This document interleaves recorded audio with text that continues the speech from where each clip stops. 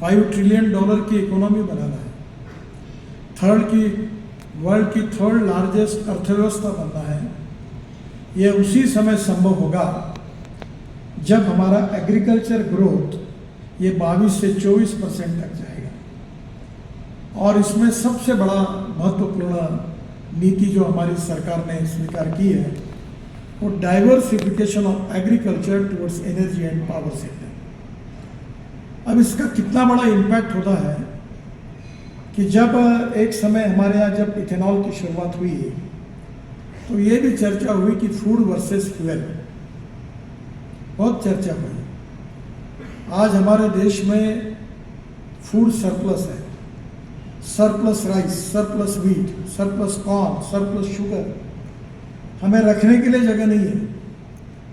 हम railway platform पर पंजाब और हरियाणा में चावल और गेहूं रखने के लिए उसका उपयोग हमको करना पड़ा, और इसलिए हम फूड को तो हमारी प्रायोरिटी है ही, पर आज हम लोग लगातार हमारे किसानों को जो रेगुलेटरी प्राइजेस चाहिए वो नहीं मिल पा रही, क्योंकि मार्केट में सरप्लस प्रोडक्शन है। और हमारे अभी एक ही उदाहरण आपको मैं बताऊंगा कि एग्रीकल्चर सेक्टर पर इसका कितना बड़ा इम्पैक्ट है।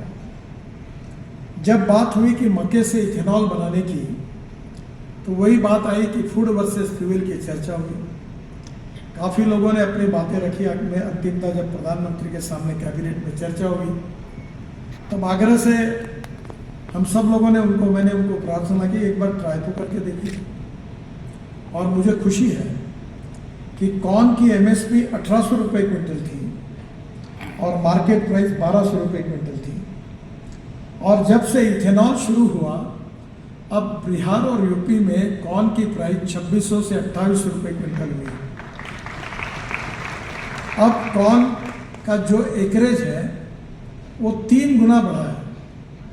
बिहार, यूपी, इवन सभी राज्यों में वो इसलिए बढ़ा है कि कॉर्न के कारण आज विशेष रूप से किसानों को अच्छा भाव मिल रहा है। और इसलिए इस देश के किसानों का उत्पादन अगर बढ़ाना है तो हमें बायोफ्यूल की बहुत बड़ी आवश्यकता है, जिसका जिक्र किया गया कि शुगर इंडस्ट्री की स्थिति बीच में बहुत ही खराब थी, अभी भी इतनी अच्छी नहीं है। 2-2 साल, 3-3 साल तक के पैसे किसानों के गन्ने के नहीं मिले थे। उत्तर प्रदेश में ये बहुत बड़ी समस्या थी।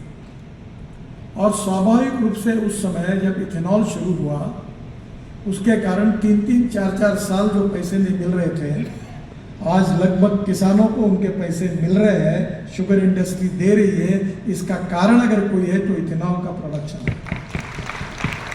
अगर ये नहीं होता तो अभी तक ये जो वेस्टर्न महाराष्ट्र में जितने शुगर फैक्ट्री चल रही है, अगर इथेनॉल नहीं होता तो इसमें से 75% इंडस्ट्री कोलैप्स हो जाती, खत्म हो जाती। मैं ये अनुभव के साथ कह रहा हूँ क्योंकि मैं विदर्भ में 4 चीनी मिलें चला था और उसका दुख और दर्द क्या है ये मैं समझता हूँ।